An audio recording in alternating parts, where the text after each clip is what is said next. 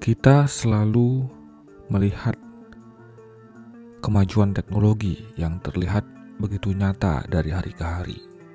Nah, tentang meramal masa depan, istilah itu sudah tidak asing lagi bagi semeton Hindu atau umat Bali atau semeton yang ada di Nusantara.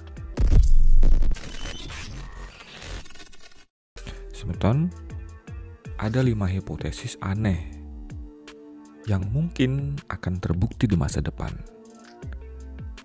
Dan sama seperti kita pada sejarah awal dulu, orang-orang tidak akan percaya bahwa akan ada kendaraan terbang misalnya. Dan nyatanya hal itu bisa dibuktikan. Kemudian bagaimana manusia bisa terbang, berpindah dari tempat yang lain dengan cara terbang, itu pun sudah bisa dibuktikan. Saat ini ketika kita melihat 5 hipotesis aneh ini, memang terlihat mustahil akan terjadi. Tapi bukankah pernyataan hal yang sama juga diungkapkan oleh para orang tua dulu yang juga sepertinya mustahil bahwa manusia melakukan apa yang dilakukannya di hari ini dan ternyata terbukti. Sains memang tidak bisa meramal masa depan. Ada begitu banyak kemungkinan dan variabel kompleks yang harus dipecahkan. Namun sains masih bisa memprediksi atau memperkirakan gambaran kondisi di masa depan. Contohnya ada beberapa hipotesis dari ilmuwan yang memang tidak masuk akal, apalagi jika kita kaitkan dengan ajaran agama. Yang pertama tentang manusia berasal dari alien. Ada beberapa gagasan dan hipotesis yang menyatakan bahwa manusia berasal dari alien di luar bumi. Ada pula yang berpendapat bahwa manusia berasal dari planet asing di ujung semesta yang jauh dari bumi. Kita dibawa dan diletakkan di bumi oleh sesuatu yang lebih besar. Melansir dari Scientific American, manusia adalah makhluk yang sangat unik karena mampu menyimpan, menghasilkan, mengeksploitasi, dan menyebarkan informasi baik yang tersimpan dalam genetik maupun yang ada di luar pikiran.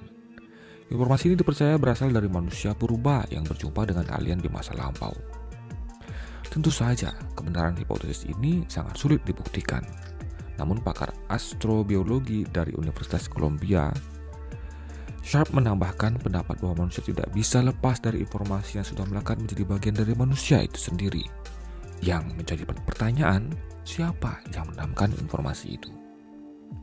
Kemudian tentang hipotesis manusia akan mampu melakukan perjalanan waktu.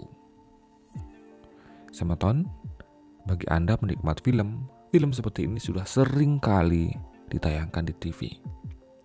Dulu, sebelum ada kendaraan terbang, juga ada film fiksinya tentang mobil terbang. Dan kini, kendaraan mobil terbang benar-benar sudah bisa diwujudkan. Nah, apakah perjalanan waktu dalam film-film ini juga akan menjadi kenyataan? Jika dipikirkan secara logika, rasanya tidak mungkin kita bisa melakukan perjalanan waktu ke masa lampau maupun masa depan. Namun secara teori, perjalanan waktu bisa dilakukan selama semua variabel yang ada telah tergenapi dengan sempurna. Ada banyak pengujian dan fakta di lapangan yang mendukung hipotesis ini. Salah satunya adalah uji coba menempatkan 2 orang astronot kembar di luar angkasa dengan pergerakan yang sangat cepat.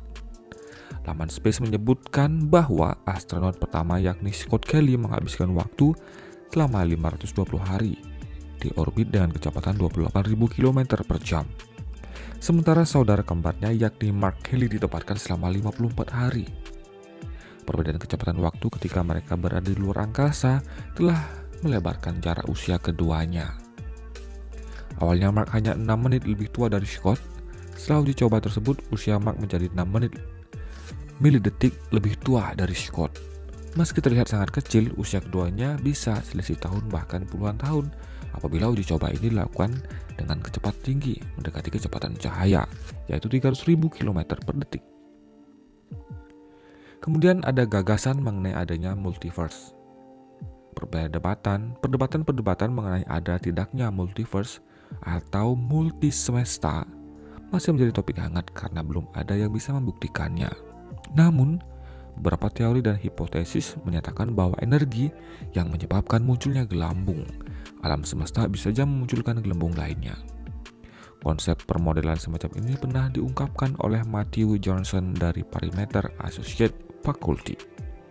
Bayangkan ada energi panas yang mendidihkan air hingga memunculkan banyak gelembung. Gelembung-gelembung tersebut akhirnya akan hilang juga. Kira-kira seperti itulah analogi alam semesta dan multiverse dalam hipotesis ini. Dalam National Geographic, konsep multiverse yang mungkin masih masuk akal yakni berkaitan dengan analisa alam semesta. Pada konsep ini, energi mendorong alam semesta mengalami inflasi tanpa batas sehingga memunculkan semesta-semesta baru sebagai konsekuensi Big Bang. Kemudian yang keempat yang paling ekstrim adalah hipotesis hidup abadi.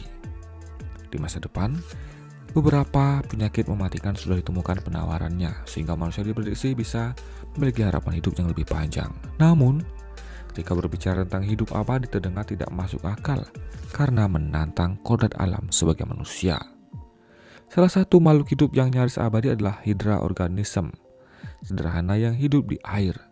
Makhluk tersebut memiliki umur yang sangat panjang, nyaris mendekati abadi.